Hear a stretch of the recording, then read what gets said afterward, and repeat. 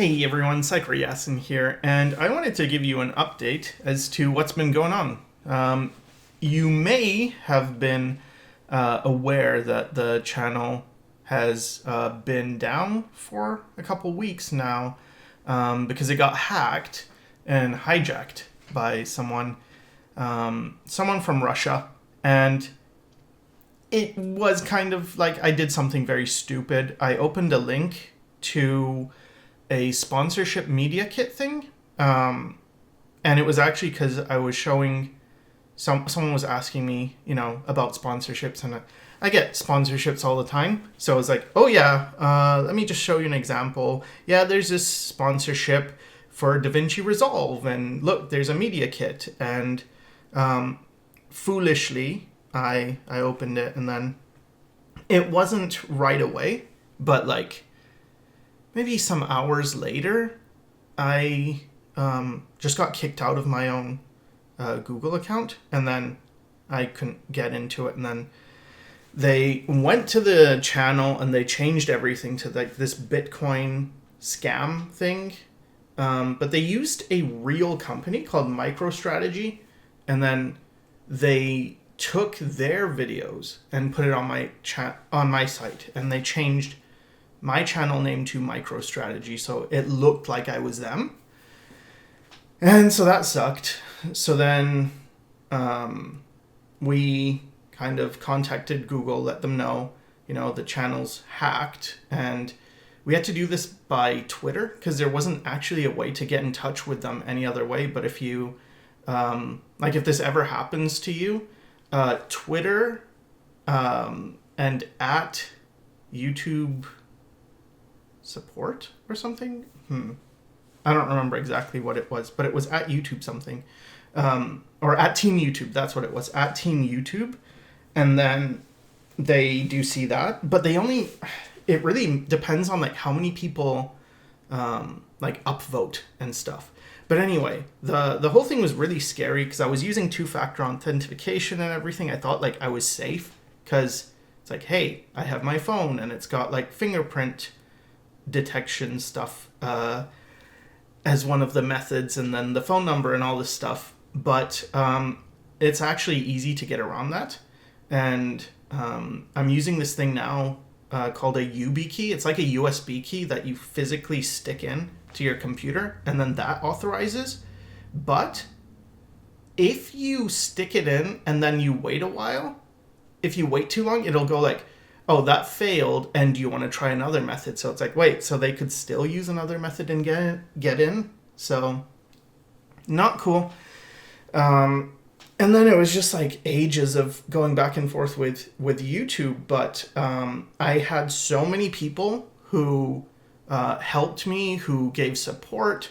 Like one of the first people was one of Flavia's friends, Rose. She was super helpful. She kind of knows some behind the scenes stuff. And then Cynix made a video, which was like amazing because Cynix has over 1 million subscribers. And I don't know if you're aware of this, but anyway, there's like these 3-tier system for YouTube where the first tier is for like ultra important world-changing, like, oh, it's the White House or something level channels. And then there's a second tier for anyone who has over 1 million subscribers or makes tons of money. And then there's the third channel for the rest of us. So I have like 790, I think I had 795. I think that's gone down by quite a bit now. But at the time, I think I had 795,000 subscribers, and that's not good enough. So I was in the third tier, which is basically we'll get to you eventually, maybe. But Cynix's video really helped because he does have over 1 million subscribers. But even then, it kind of got me into this, like, just every day, we'd like, hey, what's going on with the YouTube people? And then they were like, yeah, we're looking into it, and it was like just getting the same email over and over again. But what the big problem was that because my channel was named MicroStrategy, and MicroStrategy's a real company. They being MicroStrategy, filed a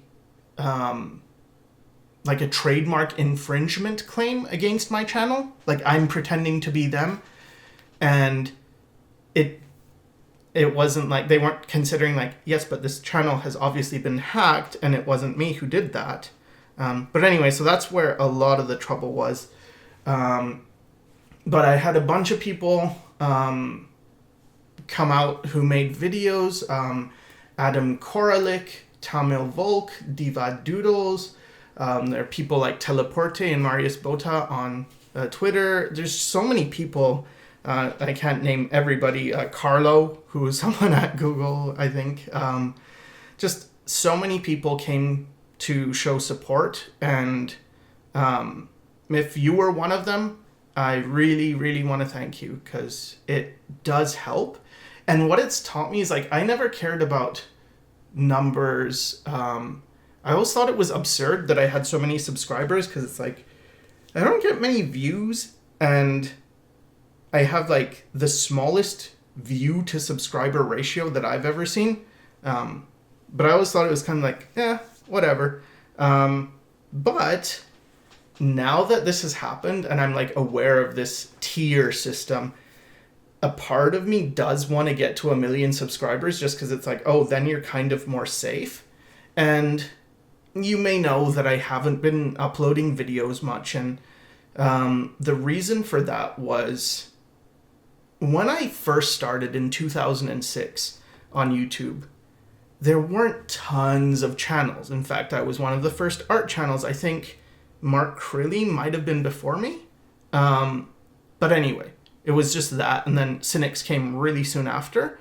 But we were like in a space where none of us were getting money off it. It wasn't like monetization wasn't a thing. So we just did it to help. And then as time went on, it seemed like there were way better people who knew way more. You had channels like Marco Bucci's channel, Mark Brunet's channel, just like so many really good channels that they know stuff way better than I do. And so I felt like, well, I want to teach stuff, but I don't want to just, make content for the sake of making content when the information is elsewhere. And so I thought, well, I'll like learn about making comics.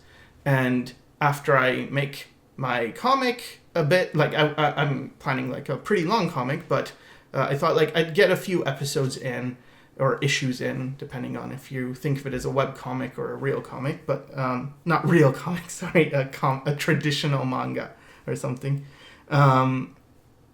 But that just ended up taking a really long time. It's still going. Like everything I thought like expanded, and I don't think it's bad. Like I don't feel like, sometimes you hear this thing of like, well, you should do it and put it out there, because if you don't, you never will, and don't like try and perfect it. But actually I found that there is something to be said for not going too fast. And so I had this idea of, I have stuff I really want to talk about. I have storytelling ideas I want to convey. Like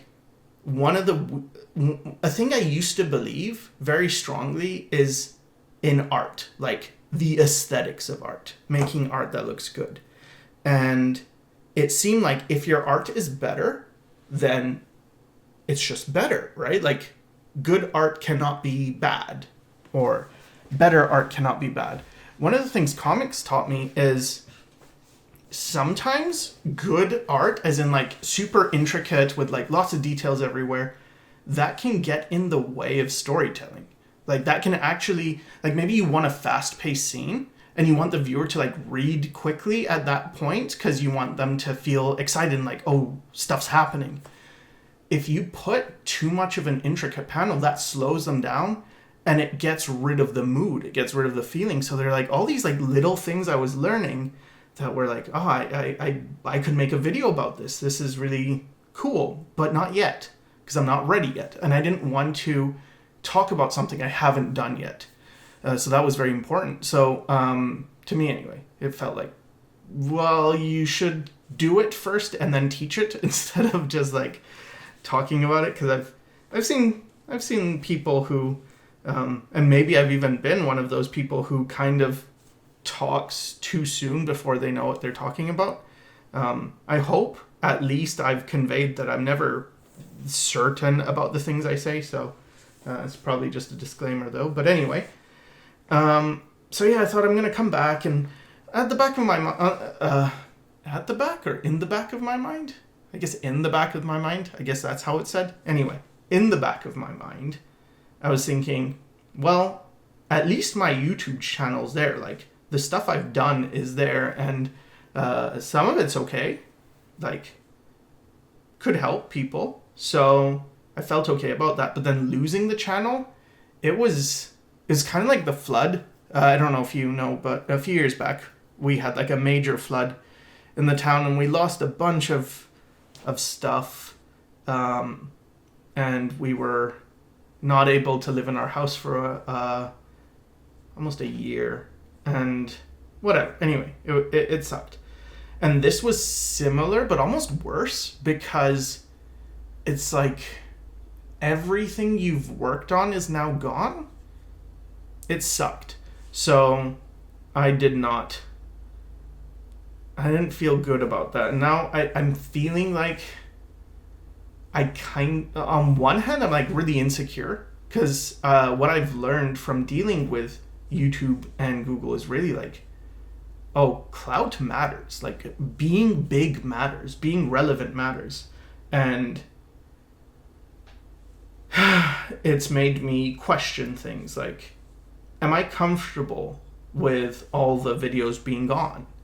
And some of those videos are like interviews and stuff. It's like, it's not just about me, it's about the people that I spoke to, or some of those videos are like really crucial for certain people who maybe they were starting art. And I get this a lot, where it's like, you really helped me out in the beginning of my art thing. And it's like, damn, I sure wish I could help you also in the intermediate and advanced stages. Maybe I'll get there and then I'll be able to help more people. But whatever, it's still fine. Like, oh, it was really meaningful to them at that time, and felt lame to have it all go away. So what I'm going to be doing is trying to make more videos more often.